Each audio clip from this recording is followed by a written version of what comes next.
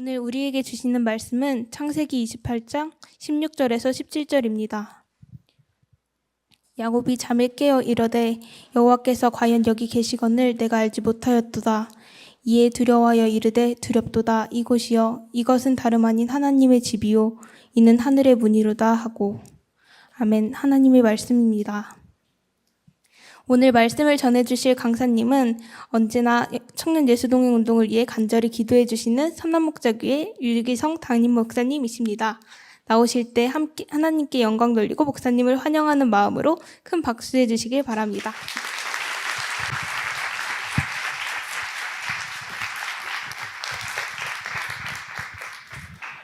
여러분들 축복하고 또 반갑고 또 6층이 여러분 분위기에 맞게끔 예배당이 만들어진 것도 또 너무 감사한 일이라고 생각이 듭니다. 가운데가 카메라가 있어서 누구 보고 설교를 해야 될지 조금 난감한 분위기긴 합니다만 오늘 저는 여러분들에게 하나님께서 저에게 주셨던 가장 놀라운 복이 주님과 인격적으로 만나고 주님과 동행하는 믿음을 갖게 된 것인데 청년들인 여러분들에게 그것을 꼭 전해주고 싶은 마음으로 섰습니다. 여러분도 다 잘 알다시피 제가 공적으로 선한목자교회 담임 목사의 직을 이제 올해까지로 끝납니다. 그러니까 여러분들을 이렇게 만날 수 있는 시간도 앞으로는 있을 수는 있겠지만 아마 지금과 같이 자주 있지는 못할 것 같아요. 그래서 여러분들에게 특별히 간절한 마음으로 전해주고 싶은 것, 정말 여러분에게 물려주고 싶은 것, 예수님과 정말 동행하는 믿음에 대해서 여러분에게 전해주고 싶은 마음이 간절합니다. 청년이기 때문에 더 그렇습니다.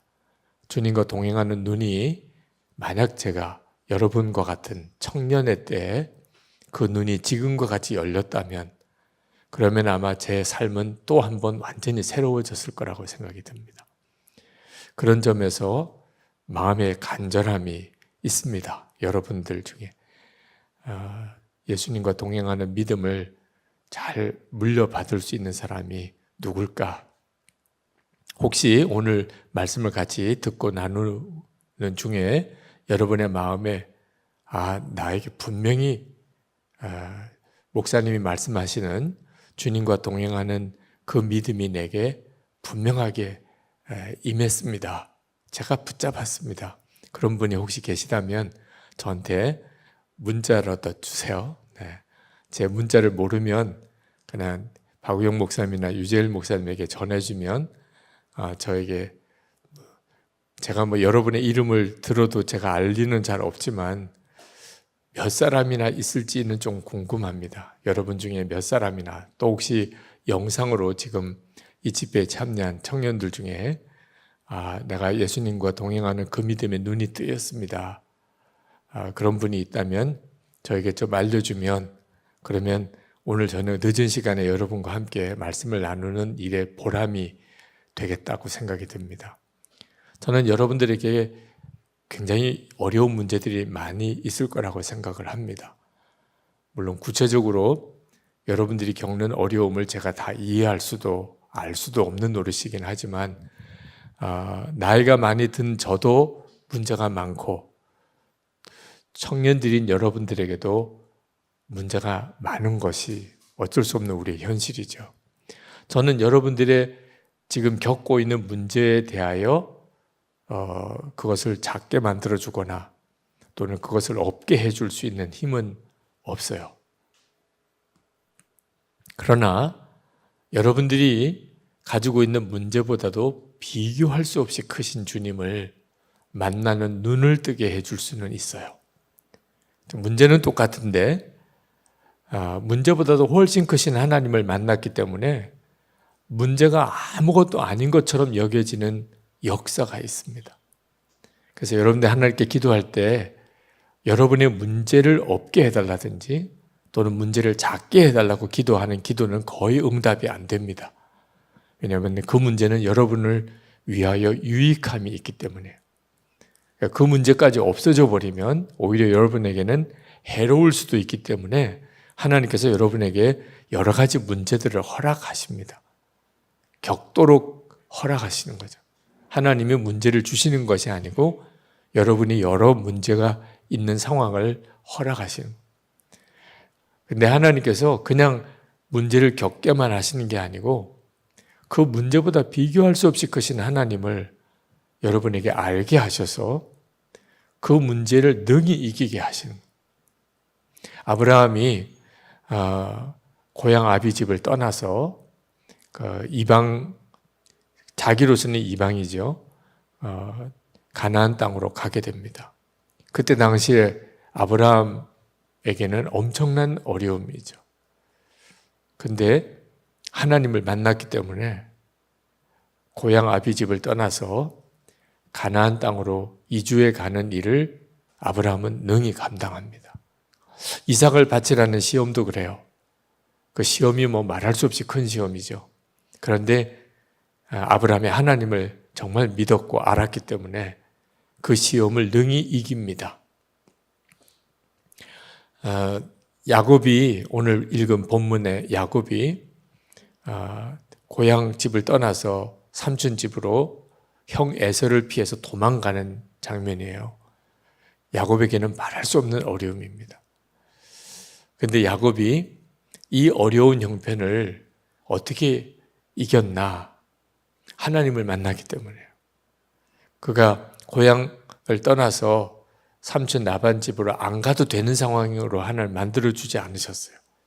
하나님이 함께 계심을 알게 하시고 야곱으로 하여금 그 말할 수 없는 이제 앞으로 겪게 될 많은 일들을 이겨나가게 하십니다. 여러분들에게도 똑같이 하세요. 하나님은 여러분들이 겪게 되는 문제들 없게 해주지 않으십니다. 이제 여러분이 사랑하는 사람을 만나고 가정을 이루게 된 청년 때보다도 훨씬 더 어려움이 많아져요. 또 자녀를 낳으면 꼭 여러분 닮은 자녀를 낳게 돼요. 속 무지하게 썩습니다.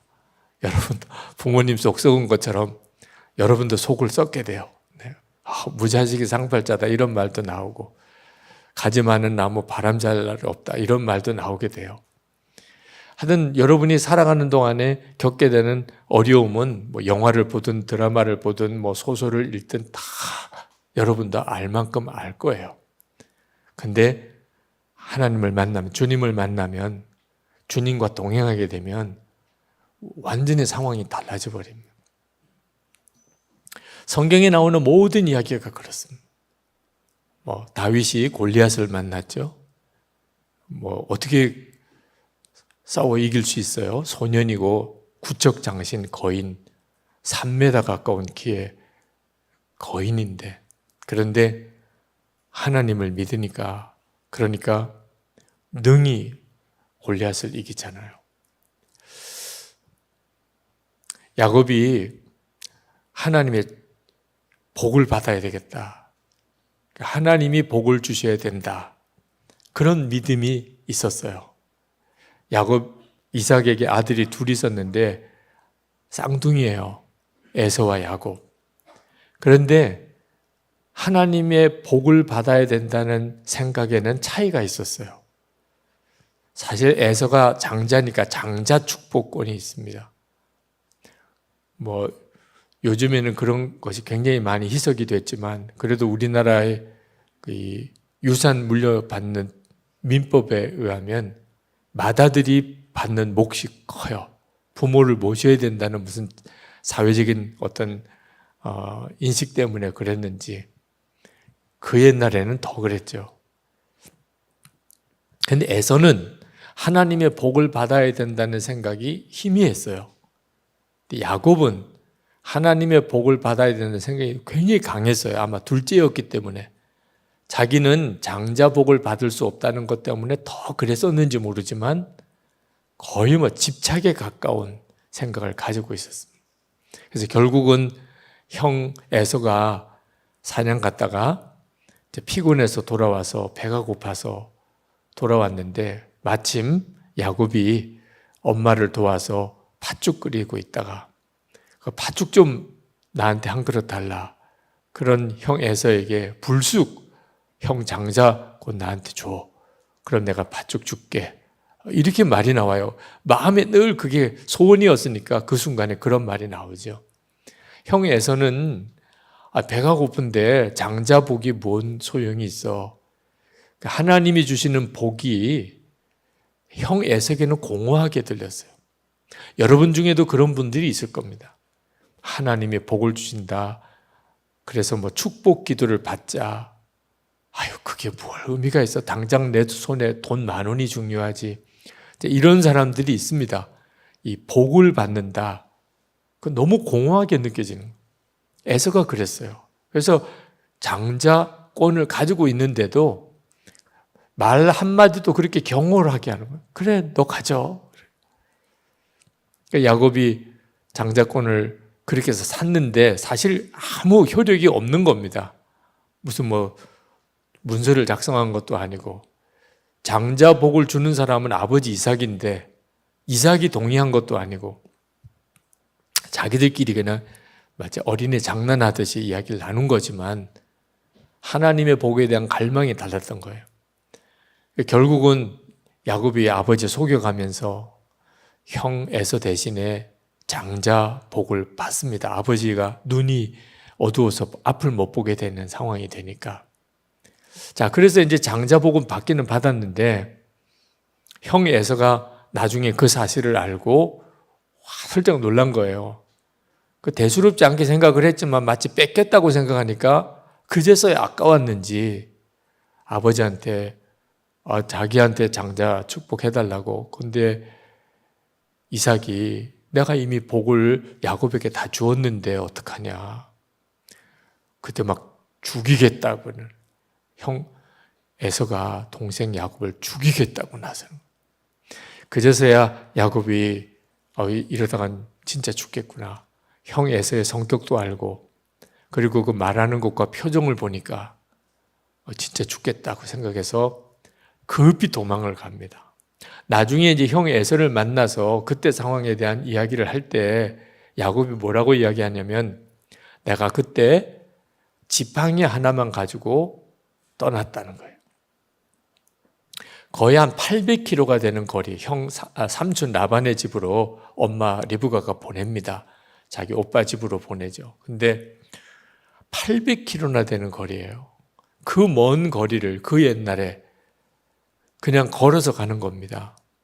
근데 얼마나 다급했는지, 뭐 이렇게 보따리라도 싸가지고 이렇게 둘러매고 갈만한데 그럴 여유가 없었던 거예요. 그냥 지팡이 하나 붙잡고 그냥 달려 도망을 갔다. 자, 그 800km가 되는 먼 거리를 그 옛날에 지팡이 하나 잡고 도망갔던 야곱. 그렇게 뛰어가다가 이제 베델이라는 들판에서 이제 뭐 어디 민가도 없고 날은 어둡고 뭐 깜깜한 거죠. 요즘처럼 무슨 뭐 랜턴이 있는 것도 아니고, 그러니 밤에 앞도 구분이 안 되니까 그냥 거기서 자야 되는 거죠. 얼마나 추웠겠어요. 사막 기후인데. 노숙을 했다는 말은 자기 겉옷을 그냥 덮고 누웠다, 그런 뜻이에요. 잠은 왔겠어요? 얼마나 두려웠고 얼마나 처량했겠어요. 잠은 정말 들지 않고 마음에 이게 복인가? 그런 생각 했겠죠. 외로움, 두려움, 그리고 정말 복을 받았다는 것에 대한 회의감. 삼촌 집에는 갈 수 있을까? 그런 심정이어서 야곱이, 여러분 중에 지금 야곱과 같은 그런 처지에 있는 사람 많지 않을 겁니다. 오늘도 뭐 어느 공원에서 잘까? 이런 사람은 거의 없을 거예요. 그래도 끝나면 갈 데가 다 있다면 야곱 같지는 않겠죠. 하여튼 심정은 야곱 같은 사람이 있을 거예요. 뭐 가서 누울 수 있는 방은 있어도 마음은 야곱처럼 나 혼자다. 앞은 캄캄하고 두렵기 짝이 없고 외로움에 나는 살아남을 수 있을까? 나는 정말 제대로 이렇게 성공할 수 있을까? 나한테 시집올 자매가 있을까? 나와 결혼해 줄 형제가 있을까? 뭐 하여튼 여러분 나름대로의 어떤 절망감, 완전한 낙심, 이렇게 빠져 있는 사람도 있을 거예요. 오늘 우리가 읽은 본문의 이야기가 그 이야기입니다. 자, 이런 상황에 있을 때 야곱이 하나님을 만나요. 깜빡 잠이 들었던 모양입니다. 잠이 안 와서 막 설쳤겠는데, 그러는 순간에 어느 순간에 잠이 들었는지 환상을 보아요. 환상을 보는데 사닥다리가 하늘까지 쫙 서 있는데 그 사닥다리에 천사들이 내리락 오르락 하는 겁니다. 천사들이 내려왔다가 올라갔다가 그 사닥다리 끝에 하나님이 계세요. 보조가 있고 거기 하나님이 계십니다. 하나님을 만나요. 근데 하나님이 이 야곱에게 이렇게 이야기를 해요. 13절에 창세기 28장 13절에 보면 나는 여호와니 너의 조부 아브라함의 하나님이요 이삭의 하나님이라. 왜 이렇게 자기소개를 하셨냐 하면 야곱이 도대체 하나님이 누군지를 알아야 되잖아요. 근데 하나님이 누군지 어떻게 알아요? 근데 아브라함의 하나님이고 이삭의 하나님이다. 야곱은 어려서부터 하나님에 대해서 들었어요. 그러니까 하나님이 주시는 복을 그렇게 사모했죠. 근데 만나보지는 못했어요. 아브라함이 섬겼던 하나님, 아버지 이삭이 섬겼던 하나님. 근데 자기도 듣기는 했는데 만나보지를 못했어요. 그러니까 하나님이 내가 누구냐 하면 아브라함을 만나서 그를 가나안 땅까지 오게 하고 그리고 내 아버지 이삭의 하나님이다. 그분이구나. 아버지 이삭이 그토록 말하던 그리고 내 머리에 손을 얹고 비록 내가 속여서 받았지만 복을 빌어준 그 하나님이 이분이시구나. 그러니까 하나님이 당신을 그렇게 소개한 거예요. 아브라함의 하나님, 이삭의 하나님. 그 다음부터는 성경에 야곱의 하나님으로까지 이렇게 나옵니다. 아브라함의 하나님, 이삭의 하나님, 야곱의 하나님. 여러분들 중에도 하나님에 대해서 야곱이 그때 처음 하나님을 이렇게 만났거든요. 이걸 인격적으로 만난다고 하는 거예요. 내가 하나님을 직접 알고 하나님도 나를 아시는 관계로 만나게 되는 거예요. 여러분 중에는 하나님을 아직도 그런 하나님으로 못 만난 분들이 있으실 겁니다. 들었어요. 부모님으로부터 들은 건지 친구로부터 들은 건지 몰라도 하나님이 계시다. 그분이 너의 아버지가 되신다. 이렇게 들었어요. 듣기는 들었는데 만나지는 못했어요. 야곱과 같은 처지에 있는 겁니다. 그러니까 하나님을 이렇게 믿을 때는 문제 상황에서 하나도 도움이 안 돼요. 하나님이. 지금 야곱이 형 에서가 죽이려고 달려들 때 그냥 지팡이 하나 붙잡고 급히 도망가면서 하나님의 뭐가 힘이 돼요? 아무 도움이 안 되죠. 하나님을 믿기는 했지만 알기는 알아요. 그렇지만 만난 하나님이 아니기 때문에 문제와 어려운 상황에서 아무 힘이 안 됐거든요. 그런데 그날 하나님을 만나고 그리고는 야곱이 완전히 뒤집어져요. 그리고 야곱이 완전히 새 사람이 됩니다. 거듭나게 돼요. 그러니까 하나님을 인격적으로 만난다는 건 이렇게 중요한 거예요. 그러니까 여러분에게 있어서 이제부터 여러분의 앞으로 살아가는 동안에 어떤 문제를 만나든지 해답은 문제가 작아지거나 문제가 없어지는 것으로 해결될 수도 있습니다. 그렇지만 진짜 중요한 답은 문제보다 더 큰 하나님을 정말 만나는 거예요. 그러면 문제는 저절로 콩알처럼 작아져요. 전에는 감당할 수 없을 무게로 다가오더니 이제는 아무것도 아닌 것처럼 느껴지는 거예요. 그러면 된 거죠. 뭐 문제가 없어져도 없어진 거지만 문제가 아주 작게 여겨지면 그럼 된 거죠. 그러니까 여러분에게 있어서 문제가 없어질 걸 기대하고 하나님께 나아가면 하나님은 정말 응답해 주지 않으시는 하나님처럼 보입니다. 그렇지만 하나님을 만나서 문제가 해결되기를 원하면 언제나 응답해 주세요. 앞으로 여러분이 어떤 문제를 만나든 지금도 그렇고 앞으로도 문제보다 비교할 수 없이 크신 하나님을 야곱이 만납니다. 그리고 야곱이 그 자리에 일어나서 거기다 제단을 쌓아요. 그리고 내가 정말 몰랐다. 하나님이 과연 여기 계시거늘 내가 그걸 정말 몰랐구나. 우리가 하나님을 인격적으로 만나지 못할 때 꼭 이런 상태에 있는 거예요. 하나님이 같이 안 계신 게 아닙니다. 나와 같이 계세요. 근데 내가 그걸 모르고 있는 거예요. 그러니까 걱정을 안 해도 될 걱정을 하고 있는 거예요. 두려워하지 않아도 될 두려움에 빠져 있는 거예요. 헤매지 않아도 될 일을 헤매고 있는 거예요. 하나님을 인격적으로 만나지 못했으니까. 예수님을 여러분이 만나고 동행하기를 그토록 제가 원하는 이유예요. 지금부터 주님을 만나고 주님과 동행하는 삶을 살기 시작한다면 여러분은 불필요한 방황을 하지 않게도 돼요. 쓸데없는 좌절에 오래 고생하지도 않게도 됩니다. 하나님은 여러분을 통해서 하실 일이 많으세요. 여러분의 생애를 그렇게 귀하게 드릴 수도 있는 거죠. 많은 청년들이 세상이 뒤집어지기를 원해요. 전쟁이나 나라. 그런 친구들이 꽤 돼요. 자기 이미 절망적이에요. 뭔가 좋아질 개선이 될 게 없어요. 시험을 잘 봐서 내가 더 좋은 대학에 갈 가능성이 이제는 없어요. 내가 다시 어린 시절로 돌아가서 그렇게 인생을 다시 살 수도 없어요.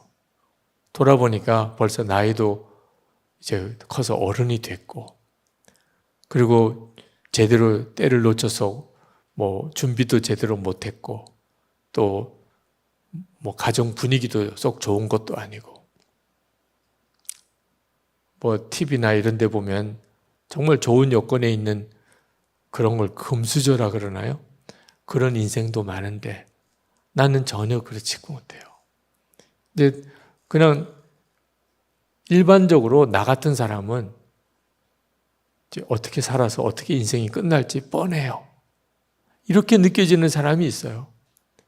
그러면 전쟁이나 나서 세상이 확 뒤집어져 버리는 게 차라리 낫지. 막 잘났다고 나서는 사람, 어차피 나는 고생할 것밖에 없는데, 이런 악한 마음, 독한 마음이 생겨서 백두산 화산이나 터져라, 이런 심정인 사람. 또 그 정도가 아니라도 죽어버릴까, 더 살아봐야 고생이에요. 더 살아봐야. 그게 너무 뻔하니까 내 인생이 달라질 게 뭐 있겠나 싶어. 그러면 차라리 여기서 끝내지 뭐. 세상 사람들은 인생이 윤회한다고 생각해요. 이번 인생은 끝났나 봐. 소망이 없어, 이번 인생은. 그 말은 무슨 이야기예요? 다음 인생이 있다는 거예요. 죽으면 이제 또 부잣집에서나 태어나서 하여튼 그때서나 한번 제대로 한번 살아볼까. 그러려면 빨리 죽어야 또 그 다음에 또 다음 인생으로 사니까. 이 정말 끔찍한 생각을 하고 있는 친구들이 많습니다. 여러분, 여러분의 인생이 확 뒤집어지는 계기가 있어요. 전쟁이 나거나 화산이 터지거나 자살이 아닙니다. 하나님을 만나는 거예요. 오늘 우리가 야곱의 이야기를 통해서 하나님이 우리에게 정말 전해주시려는 거예요. 야곱에게 있어서 인생 전체가 바뀌어버리는 사건이 하나도 외적으로 달라진 건 없어요. 여전히 야곱은 그 들판에서 노숙하는 그 자리입니다. 그러나 야곱의 마음과 생각이 완전히 달라져 버렸어요. 이 일이 여러분에게 일어나요. 안 될 것 같고 절망이고 그냥 너무 슬프기만 하고 나는 너무 혼자고. 그렇지 않습니다. 하나님을 아직도 못 만났으니까 그렇게만 생각되는 거예요. 야곱은 이스라엘의 믿음의 조상의 한 사람입니다. 그러나 야곱의 인생을 보면 이런 어려운 고비가 있었어요. 야곱은 들판에서 노숙을 하다가 하나님을 만나서 하나님이 나의 하나님이 되는 이제 그런 체험을 했습니다. 그러므로 여러분, 힘들고 어려운 일이 성경적인 관점에서 보면 영적으로는 굉장히 놀라운 축복의 시간입니다. 만약에 야곱이 그 들판에서 그렇게 노숙하는 그런 신세가 아니었다면 야곱은 그날 하나님을 만나는 영적인 체험을 못했을 거예요. 지금 여러분이 힘들고 어려운 처지에 있다면 신앙적인 해석을 해야 돼요. 아, 하나님을 만날 수 있는 가능성이 굉장히 커졌구나. 우리가 편안할 때, 재미있을 때, 잠자리도 편안하고, 또 가지고 있는 것도 많고, 여기저기서 만날 사람 재미있는 놀거리도 많고, 이런 사람들이 영적인 체험도 했던 경우는 극히 드물어요. 우선 오유지에 안 와요. 네, 편안하고 놀 끝대 많고 친구 많고 그건 재미있는데 여기보다 훨씬 재미있는 데가 많잖아요, 그죠? 갈 수 있는 여건과 형편이 되는 사람들은 은혜에 대한 갈망 자체가 적어요. 예수를 믿어도 뚜렷한 차이가 있어요. 힘들고 어려울 때 나는 갈 데가 없어. 아, 오이지 나를 위한 자리인가 봐. 화요일에 또 이렇게 집회가 있으니 이제 이렇게 되어지는 심정이 어떤 사람에게는 굉장히 서글픈 상황일 수도 있어요. 마치 야곱이 그 들판에 노숙하고 있을 때처럼. 아마 야곱이 그랬을 겁니다. 하나님, 도대체 복이라는 게 뭡니까? 아버지가 나한테 복을 빌어주었는데 나는 하나님을 모르겠습니다. 이제 이런 넋두리를 하고 잤을지도 모르겠어요. 하나님이 만나주시잖아요. 여러분, 성경에 그 길 잃은 양 이야기가 나옵니다. 그죠? 양이 쭉 양떼들 속에 있다가 어떻게 호기심이 많은 양이든지 또는 약한 양이었든지 어떻게 하다가 무리에서 떨어져 나왔어요. 잃어버린 양인 거죠.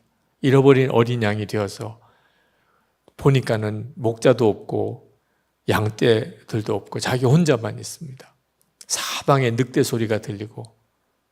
자, 만약에 여러분이 이런 잃어버린 어린 양이 되는 심정을 한번 생각해 보세요. 얼마나 막막하고 답답하겠어요. 영적으로 이런 사람들이 있습니다. 하나님은 진짜 계신가? 잘 모르겠어. 나는 지금 힘들어요. 근데 마땅히 나를 도와줄 사람도 없어. 완전히 잃어버린 양이죠. 사람은 이렇게 많지만 선뜻 아주 반갑게 힘이 되고 서로 의지가 될 수 있는 그런 관계가 없어요. 하나님은 더 막연하고 그 어린 양이 할 수 있는 게 뭐 있어요? 아무것도 없습니다. 근데 꼭 기억해야 돼요. 선한 목자가 그 어린 양을 찾으러 옵니다. 잃어버린 양을.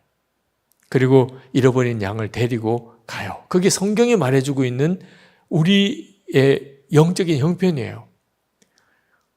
여러분은 스스로가 잃어버린 어린 양이라고 생각하지만 주님이 계세요. 눈에 보이지 않으시니까 그 주님을 만날 때까지는 정말 막막하고 두렵지요. 그렇지만 주님이 여러분을 찾아오세요. 야곱에게 그랬어요. 하나님은 야곱과 늘 같이 계셨어요. 야곱이 엄마 뱃속에 있을 때부터 근데 야곱이 그날 들판에서 처음 하나님을 만나요. 근데 그 일은 야곱이 하나님을 찾아간 게 아니고 하나님이 그 들판에 자고 있는 야곱에게 오셔요. 그 꿈속으로 오세요. 이 일이 여기 있는 모든 사람에게 이루어진 일이에요. 하나님이 여러분을 찾아오세요. 주님이. 어느 때가 그렇죠? 진짜 힘들 때, 막막할 때, 절망적인 때, 그때 하나님을 만나는 시간이에요. 그러니까 여러분이 오늘도 그런 사람이 있다면, 그리고 앞으로 살아가는 동안에 그런 일을 만난다면 아셔야 돼요. 하나님, 제가 지금 들판에 있습니다. 하나님, 제가 지금 잃어버린 양이 되어 있습니다. 주님이 저를 찾아오시는 시간입니다. 제가 기다립니다. 정말 중요해요. 그러면 여러분들이 주님이 여러분을 찾아오시는 경험을 하게 됩니다. 그렇게 되기를 축복합니다. 만약에 지금 여러분이 야곱처럼 광야에 홀로 있다면, 그렇다면 부모님이 전해주었던 예수님, 친구가 전해준 예수님, 또는 목사가 설교 중에 이야기해준 예수님, 성경을 읽으면서 보았던 그 예수님, 그 주님을 만나기에 아주 가까운 시간이에요. 오늘 이 시간이 말씀을 듣고 난 다음에 이제 기도하는 시간은 주님과 여러분의 시간입니다. 그 시간이 너무너무 중요해요. 설교만 듣고 끝 아닙니다. 그 다음에 이제 진짜가 시작이 돼요. 주님과 여러분의 시간이에요. 그 시간에 집중하게 해드리려고 찬양을, 백뮤직을 넣고 같이 통성으로 기도하고 오직 여러분과 주님과만에만 집중하려고. 그렇지 않으면 여러분이 이 시간에 주님을 만나는 그런 경험을 하는 순간에 우리 모두가 다 집중하게 되잖아요. 그것도 괜히 부담스럽잖아요. 지금 말씀을 들으면서도 주님을 만나시는 분도 있긴 하겠지만 아마 굉장히 부담스러운 일이 벌어질 거예요. 왜냐하면 우리 모두가 다 알게 될 테니까. 처음에는 그게 감당하기가 어렵습니다. 그래서 설교 끝나고 난 다음에 그 다음에 찬송을 같이 부르고 그리고 다 같이 기도하는 시간을 가지고 그리고 이제 찬양 반주도 같이 나와주고 그때 주님과 여러분 사이의 시간이 이루어지게 돼요. 자, 그렇다고 그래서 여러분, 그러면 목사님 저는 큰일 났네요. 저는 집에서 괜찮은 내 방도 있고 또 부모님이 나를 굉장히 아껴주고 있고 지금 지갑에 조금 돈도 여유가 있고 나는 뭐 베델 들판에 있는 처지는 전혀 아니에요. 그럼 오늘은 나는 글렀네요. 여러분 중에 그런 생각 하시는 분이 있을까 봐 거꾸로 또 좀 걱정이 돼요. 난 주님을 진짜 만나야 될 것 같으니까 내일 당장 퇴사해야 되겠네요. 집을 나와야 되겠네요. 노숙을 해야 되겠네요. 이건 진짜 바보 같은 생각이죠. 네. 왜냐하면 야곱이 하나님을 만난 후에 이렇게 고백을 해요. 하나님이 과연 여기 계시건을 내가 알지 못했다. 거기는 빈 들판을 이야기합니다. 두렵도다 이곳이요 이것은 다름 아닌 하나님의 집이요 이는 하늘의 문이로다. 이렇게 고백을 했는데 야곱이 깨달은 것은 들판에 하나님이 계시는구나. 그 말이 아닙니다. 집에는 안 계시고 들판에 계시는구나. 그래서 내가 이렇게 들판에 나왔더니 여기서 만났구나. 그런 의미 아니에요. 여러분이 그 정도쯤 해석력이 없는 사람 아니죠? 그죠? 하나님은 항상 나와 같이 계셨는데 내가 그걸 몰랐다가 지금 있는 이 베델 들판, 기가 막힌 황량한 이곳, 정말 여기서는 하나님을 만날 거라고 생각도 못 해본 여기, 만나면 아버지 이삭이 안수해 줄 때 그때나 만났으면 만났을까? 전혀 예상 못했던, 하나님을 만날 수 없으리라고 생각했던 곳이 들판이었, 버림받은 것 같고. 그런데 여기서 하나님을 내가 만났네. 그러니까 하나님을 만난 곳은 어디나라는 뜻이에요. 어디나. 그러니까 여러분의 지금 처지의 형편이 다 다르겠지만 좀 형편이 괜찮은 사람도 지금 그 자리에서, 형편이 아주 어려운 사람도 지금 그 자리에서 주님을 만나게 돼요. 어려운 형편에 처해졌으면 그것을 영적인 기회로 삼으라고 하는 뜻이에요. 형편이 좋으니까 그럼 나는 아직 때가 안 됐나 봐. 이건 진짜 바보 같은 생각이에요. 내 형편이 좋으면 좋은 대로, 어려우면 어려운 대로, 내가 지금 하나님을 만나야 되겠다. 창세기 27장에서는 하나님이 등장 안 합니다. 창세기 28장에서 하나님이 야곱에게 나타나 주세요. 그러면 창세기 27장에서는 하나님이 안 계셨던 걸까? 그렇지는 않잖아요. 27장에서도 하나님은 야곱과 같이 계셨죠. 우리의 삶도 똑같아요. 우리는 형편이 어떤 처지에 있든지 그 점에 대해서 상관하지 말라는 거예요. 특히 형편이 어려울 때는 더 믿음이 무너질 수 있어요. 나는 하나님이 관심이 없으신가 봐. 그러니까 내가 이렇게 힘들지. 하나님이 나를 버리셨나 봐.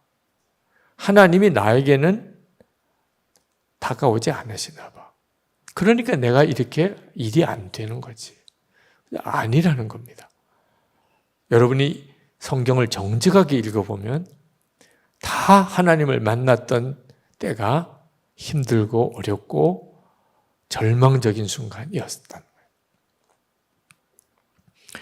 자, 우리에게 문제가 많아요. 어려움도 많아요. 그러나 동시에 우리에게는 예수 그리스도께서 계세요. 오늘 예수 그리스도가 계시지 않은 사람은 여기에 한 사람도 없습니다. 여러분 안에 계세요. 근데 문제는 문제가 커 보인다는 데가 문제예요. 나와 함께 계신 예수님은 아주 작아 보이고, 그러니까 예수를 믿어도 별로 놀랍지가 않은 거예요. 내가 엄청난 복을 받았다는 느낌이 없는 겁니다. 왜? 예수님이 나에게는 너무 작아 보이니까. 예수 믿는다는 게 그게 무슨 힘이 돼? 이런 생각. 예수 믿으면 뭐 밥이 생겨? 돈이 생겨? 이런 생각을 하게 되는 거예요. 이유는 하나예요. 아직까지 내가 예수님을 아는 눈이 그만큼 적기 때문에. 제가 처음 예수님을 만났을 때, 인격적으로 만나고 회심을 체험했을 때, 그때는 저는 다리가 부러져서 장애인이 될 판정을 받았던 날입니다. 그러니까 수술을 앞두고 있는 밤에 저는 목사였어요. 목사의 아들로 자랐고, 그러니까 제가 어떻게 하나님을 모른다고 하겠어요. 그런데 이 장애인이 될 정도의 절박한 상황이 하나님보다 훨씬 크게 느껴지는 거예요. 그러니까 그때 하나님을 3번이나 불렀는데 저는 하나님이 나에게 함께 계시다는 전혀 믿음이 생기지 않았어요. 하나님을 안 믿은 건가? 안 믿고 어떻게 목사까지 됐겠어요? 하나님을 믿기는 믿었지만 그 믿음이 제 문제를 전혀 해결해 주지 못하는 상황이었어요. 우리가 예수님을 믿어도 이렇게 되더라고요. 근데 그날 밤에 하나님께서 저의 영적인 눈이 뜨이고 제 문제가 장애인이 되는 게 문제가 아니고 하나님을 믿지 못하는 게 문제였다. 그 사실을 깨닫고 목사로서 너무 비참한 마음이 들고, 그게 이제 회개의 문이 열리기 시작하면서 제가 그동안 하나님, 사람들 보는 앞에서 반듯하면 그냥 되는 줄로 생각해요. 제 마음의 내면의 죄, 그 참 더러운 죄들이 있는 것에 대해서 아주 심각한 자각을 하게 되고, 제가 회개하고 정말 또 회개하고, 그리고 새벽녘쯤에 속주의 은혜라는 게 얼마나 큰가. 그러니까 제 머릿속에는 내가 이제 장애인으로 살게 된다는 것에 대한 생각이 다 없어졌어요. 그냥 죄를 사함을 받았다는 게 얼마나 큰 건가. 그러면 충분하지. 그리고 이제 기도가 하나님 제가 장애인으로 살겠습니다. 다리를 하나님께 바칩니다. 그게 주의 종이 되기가 더 좋겠더라고. 그렇게 마음이 바뀌더라고. 그리고 오직 한 가지 소원은 이제 주님 앞에 섰을 때 수고했다 내 종아. 이 말씀 하나 들을 수 있으면 그러면 충분하겠더라고. 여러분, 그날 밤에 저에게 일어난 일이 뭐죠? 주님이 점점 커진 거예요. 그래서 그 한밤중에 회개가 시작이 되고 새벽녘쯤에 가서는 저는 더 이상 장애인이 되는 것으로 인한 두려움은 없어졌어요. 오히려 받아들였어요. 소원 하나는 주님의 종 되는 것, 진짜 주님의 종 되는 아버지가 목사 되라고 해서 목사 된 게 아니고 내가 진짜 주의 종으로 이제 살고 싶다. 그런 마음에 간절하게 일어났어요. 근데 그때 깜짝 놀라게 제 안에 일어난 변화가 주님이 나와 함께 계신 게 너무나 분명하게 믿어지는 거예요. 제가 주님 앞에 계속 이야기를 하고 있더라고요. 제 오른쪽 다리를 바치겠다. 수고했다 내 종아. 그 말씀 한마디만이면 충분합니다. 그러면서 그 주의 종이 되는 것에 대한 감격이 막 얼마나 큰지 그래서 엄청 울었어요. 이게 열쇠예요. 여러분들이 가지고 있는 문제가 여러분 안에 생명의 신앙이 있습니다. 예수 그리스도가 여러분 안에 계시다는 믿음, 속죄의 믿음, 하나님의 아버지 되셨다는 믿음, 여러분 안에 성령의 여러 가지 근심, 하나님의 일에 대한 소원, 여러분 안에 주님이 계시지 않으면 설명이 안 되는 일들이에요. 오늘 저녁에 여기까지 오시게 된 것도 그래요. 문제는 그 주님이 여러분에게 너무 막연한 거예요. 야곱은 하나님을 만났지만 그 사닥다리 맨 위에 있는 하나님을 만났어요. 그리고 야곱은 뒤집어진 거예요. 하나님이 나는 아브라함의 하나님, 이삭의 하나님이다. 그리고는 야곱에게 이제 너의 하나님이 될 거다. 그 약속을 주신 것으로 야곱이 완전히 마음과 생각이 뒤집어집니다. 그리고 이 도망가는 삼촌집으로 도망가는 신세에 대한 처량한 마음이 확 바뀌어 버려요. 근데 우리는요, 예수님이 우리 마음 안에 계세요. 만약에 우리가 오늘 야곱과 같은 체험을 해야 된다면 여러분들 중에는 오늘 내가 그런 체험을 할 수 있을까? 그 자체가 믿어지지 않는 사람이 있을 거예요. 오늘이 그날일까? 야곱과 같은 그런 환상 중에 하나님을 만나는 체험이 있을 수는 있겠지만 그게 꼭 오늘 이루어질 거라고 어떻게 생각해요? 그러니까 여러분 끝나고 난 다음에 기도 시간에도 기도 딱 붙잡지 못할 수 있는 거죠. 근데 여러분 안에 계신 주님이 오늘 만날 수 있을까 없을까? 그런 생각할 이유가 뭐 있어요? 이미 여러분 안에 와 계신데 말이에요. 눈이 뜨이는 것에 문제가 있을 뿐이죠. 여러분에게 오늘 하나님이 하실 일은 여러분에게 오늘 오시는 게 아니에요. 어제도 계셨고 그제도 계셨고 지난달에도 계셨고 여러분과 늘 같이 계셨던 그 주님을 바라보는 눈이 열리는, 제가 실제로 그 경험을 해보니까 주님이 그날 저를 찾아오신 게 아니고 제 안에 계셨던 주님을 제가 전혀 모르고 있다가 그날 주님에 대한 눈이 열린 거더라고요. 우리 부목사님 한 분이 설교 중에 아주 시골교회 목회하실 때 이야기를 하셨어요. 그 시골교회가 나서 전도사로, 이제 담임 전도사로 부임을 해 갈 때 얼마든지 목회를 잘할 자신이 있었대요. 큰 교회에서 사역을 하다가 시골교회 조그만 교회, 얼마든지 가서 내가 잘할 수 있을 거야. 근데 가서 3개월 지나고 완전히 낙심을 해버려요. 그 유교 신앙을 가지고 있는 집성촌 마을이라 외지인 전도사님에게 대해서 전혀 마음을 안 열고 예수님의 십자가의 복음은 받아들일 생각도 하지 않는 완고한 그 마을 사람들 한 3개월을 같이 지내고 보니까 여기서는 누가 와도 목회 못할 것 같아, 이런 생각이 딱 들더래요.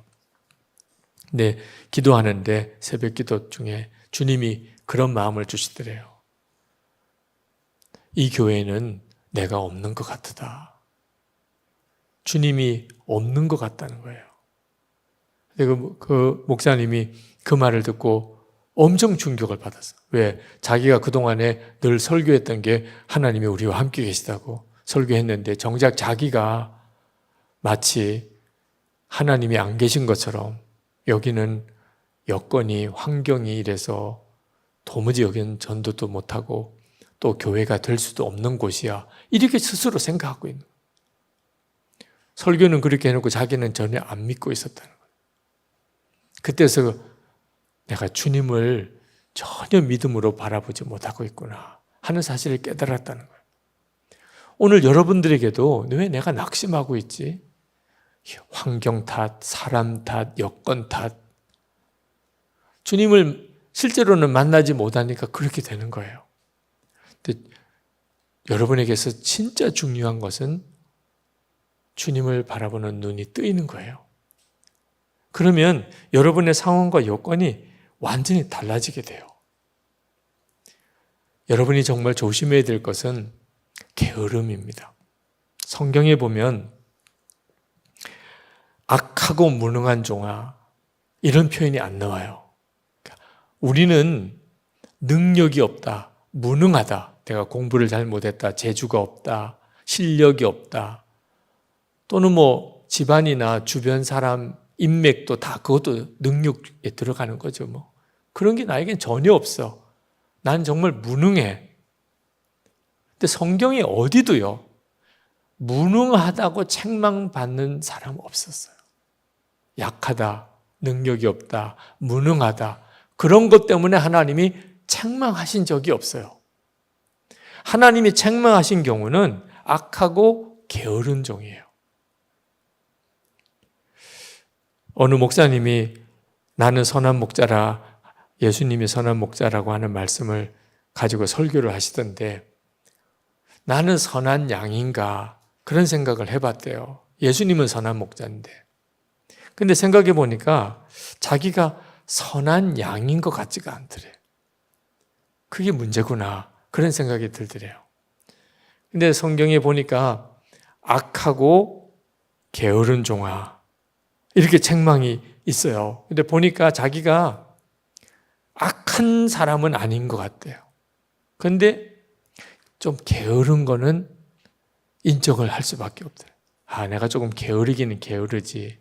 그래서 사모님한테 그런 이야기를 했답니다. 여보, 내가 악하지는 않은 것 같은데 조금 게으르기는 하지. 그랬더니 사모님이 그러더래요. 여보, 게으른 게 악한 거예요.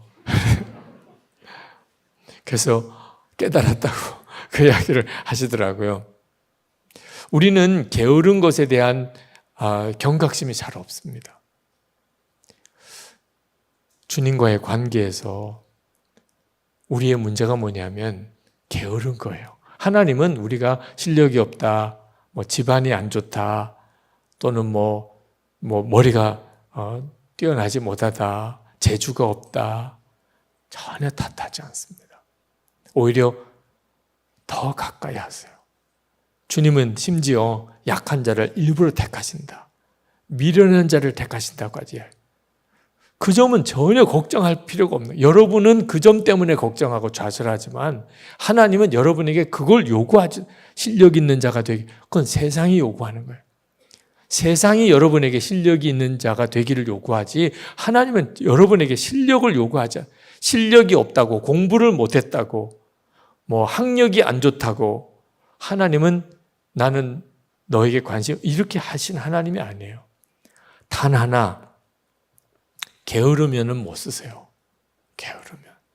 근데 이 게으른 게 뭐냐면 주님이 나와 함께 계신 것에 대해서 눈이 안 뜨인 거예요. 그러니까 주님과의 관계가 게을러지는 겁니다. 다시 말하면 기도해야 되는데 기도를 안 해요. 성경을 보아야 되는데 성경을 안 읽어요. 매일 주님과 동행하는 삶을 점검하는 예수 동행 일기를 쓰지를 못해요. 왜 그렇죠? 내게 주님이 생생한 주님이 아니시니까, 살아계신 주님이 아니시니까 주님과 동행하고 산다는 게 너무 막연한 거예요. 그러니까 기도 의욕이 안 생기는 거예요. 성경을 읽어도 그냥 정말 잠만 와요. 재미도 하나도 없고. 예수 동행일기는 나에게는 정말 무거운 짐이에요. 근데 그 뿌리 속에는 주님을, 살아계신 주님을 만나지 못한 것 때문입니다. 근데 여러분이 주님을 만나고 나면 영적으로 확 바뀝니다. 그러면 누가 뭐 일기를 쓰라 말라 할 것도 없어요. 성경 읽는 게 너무 좋은 걸 어떻게 해요? 기도를 계속하고 싶은데. 이런 역사가 일어나요. 주님을 만나게 되면 사람이 완전히 바뀌게 됩니다. 근데 문제는 이렇게 주님을 바라보는 눈이 뜨이기까지 여러분들 서로가 도와줘야 될 필요가 있다는 거예요. 주님을 만나기 전에 먼저 여러분들 서로를 의식하는 일이 필요해요. 그래서 교회 공동체가 있는 거예요.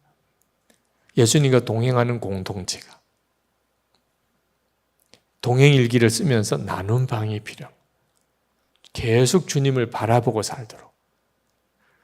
그 과정이 어떤 과정이냐면 주님이 막연하게 믿어지던 사람이 주님이 선명하게 믿어지는 단계로 바꿔지는 과정. 영적인 게으름이 한순간에 바꿔지지 않습니다. 주님과 친밀하게 동행하고 그렇게 주님에 대해서 눈이 뜨이고 나면 그러면 여러분의 인생 목표는 많이도 필요가 없어요. 주님과 함께하면 충분해요. 예수님 한 분 나와 같이 계시면 이젠 끝났구나. 이젠 걱정할 필요 없네. 그냥 주님만 따라가면 되지. 아주 선명해져요, 인생이. 그리고 주변에 있는 사람들이 여러분을 보는 눈이 달라집니다. 쟤는 전에는 별 볼 일 없는 사람인 것 같았었는데 완전히 사람이 다르네. 여러분이 주님에게 초점을 맞추니까 여러분 스스로의 삶도 달라지는 거예요. 농사를 처음 짓는 사람은 이것저것 심어보는 게 많대요. 왜? 어떤 게 잘 될지 모르니까. 그러니까 농사도 힘들고 수확도 별로 없어요. 그런데 농사를 오래 지은 사람은 그냥 몇 개만 딱 심습니다. 되는 게 뭔지 아니까 그것만 심는 거예요. 여러분도 여러분의 인생을 나중에 살아보면 알아요. 진짜 붙잡아야 될 게 뭐였는지. 내가 청년 때 예수님만 딱 붙잡았으면 됐을걸. 그때 정말 쓸데없이 이것저것 신경 쓰느라고 지나고 보니까 다 바람 잡는 수고. 바람을 잡아보셨나요? 바람 잡는 수고만 했구나. 시간은 너무 많이 지나갔어. 차라리 내가 그때 주님과만 동행하는 삶을 정말 살았다면 그렇게 된다니까. 여러분 오늘 야곱에게 허락하신 은혜를 여러분들 그 눈을 열어달라고 기도하세요. 그게 뭐냐면 여기 지금 여기가 주님이 우리와 함께 하시는 곳이었구나. 주님 이 말씀이 나에게 이루어지게 해주세요. 그 눈이 분명히 열리게 해주세요. 과연 여기 계시거늘 제가 그 점을 확신하게 해주세요. 그런데 하나 더 나아갔으면 좋겠어요. 우리 주님이 정말 듣고 싶은 건 뭘까요? 야곱이 듣고 싶은 건 하나님이 내가 너와 함께 한다. 그 약속이었을 겁니다. 그런데 주님이 야곱으로부터 듣고 싶은 이야기는 뭐였을까요? 주님 한 분이면 충분합니다. 주님 제가 이제는 알겠습니다. 주님 한 분이면 충분하네요. 그러면 나머지는 그냥 따라오는 거예요. 따라오는 거. 주님 한 분이면 충분한 사람이 인생이 집중력이 있어요. 공부를 해야 되는 사람은 공부하는 대로, 일터에서는 일터에서 주님이 여러분을 당신의 기가 막힌 계획으로 이끄세요. 주님 한 분이면 충분합니다. 하나님의 임재 연습 로렌스 형제가 이런 말을 했습니다. 저는 프라이팬에서 계란 프라이를 뒤집는 것도 하나님을 사랑하기 위해서 합니다. 그리고 그 일을 마쳤을 때 다른 할 일이 없으면 부엌 바닥에 꿇어 엎드려 그 일을 잘할 수 있게 은혜를 베풀어 주신 하나님을 경배합니다. 그렇게 기도드린 후 다시 일어나면 세상의 어떤 제왕도 부럽지 않습니다. 하나님을 사랑하기 위해 할 수 있는 일이 그저 땅에 지푸라기 한 가닥을 줍는 것 말고 아무것도 없다 해도 저는 그것으로 충분합니다. 로렌스 형제가 정말 하나님과 동행하는 삶을 살았던 비밀이 여기 있어요. 그는 주방수사예요. 근데 계란 하나 붙이는 거, 그 계란 하나 붙이는 것도 그는 하나님을 사랑하기 위해서 했어요. 그거 붙여서 그 수도원의 식구들 먹이는 거. 그게 내가 하나님을 사랑하는 일이다. 하나님, 이거 계란 후라이 잘하게 해주세요. 그리고 계란 후라이가 정말 잘 됐어요.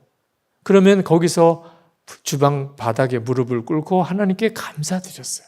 하나님, 오늘 제가 계란 후라이를 잘하게 해주셔서 감사합니다. 그리고는 특별히 할 일이 없어요. 그러나 그것으로 자기는 세상의 제왕보다도 부럽지가 않았어요. 그는 땅에 지푸라기 하나라도 짚는 것이 자기가 할 일이라면 그게 하나님을 사랑하기 위해서 하는 일이라고 생각했어요. 여러분들이 지금 살아가는 삶 전체가 하나님, 주님으로 충분합니다 하면 여러분이 그렇게 살게 돼요. 지금 현재의 가정, 지금 현재 여러분의 일터, 그게 알바여도 좋아요. 지금 여러분이 공부를 하고 있다면, 또는 공부도 끝났고 그런데 직장도 없고 나는 정말 아무것도 없는 그런 정말 한량 같아요. 땅에 지푸라기 하나라도 짚는 것도 주님을 사랑하는 마음으로 해보세요. 나는 예수님 한 분이면 충분합니다. 이제부터 내 인생은 주님께 진짜 다 맡깁니다. 주님이 나를 이끄세요. 그렇게 한번 1년만 살아보세요. 여러분 스스로가 깜짝 놀랄 거예요. 와, 내가 그동안에 30년 동안 잘 살아보려고 애를 쓴 30년과 1년 동안 예수님 한 분이면 충분합니다. 주님께만 순종하고 살았던 1년이 여러분의 인생에 얼마나 큰 차이가 있는지를 알게 될 겁니다. 그리고 그런 분위기의 교회를 만드세요. 젊은이 교회, 주님과 동행하는 것이 자연스러워지는 교회. 너도 나도 우리 주님과 동행하자. 너 주님과 동행했니? 무슨 어려움이 없어? 난 이게 힘든데 같이 좀 기도해줘. 나 정말 주님과 동행하고 싶어. 그래, 우리 같이 가자. 여러분, 이게 아주 자연스러운 교회. 이건 엄청난 복이에요. 그러면 많은 청년들이 젊은이 교회 들어와서 주님과 동행하는 눈을 뜨게 돼요. 자연스럽게 그 길로 가게 됩니다. 분위기가 그러니까. 그리고 주님이 여러분들을 쓰시는 엄청난 역사를 이제 10년 뒤에 보게 되고 20년 뒤에 보게 돼요. 여기서 이렇게 만난 사람들이 지금은 별 볼 일 없는 사람들처럼 보이지만 한 10년, 20년쯤 지나면 그냥 방송에서 나 볼 수밖에 없는 사람이 될 수도 있어요. 주님이 여러분을 그렇게 쓰시기 시작하면. 이제 우리 같이 기도합시다.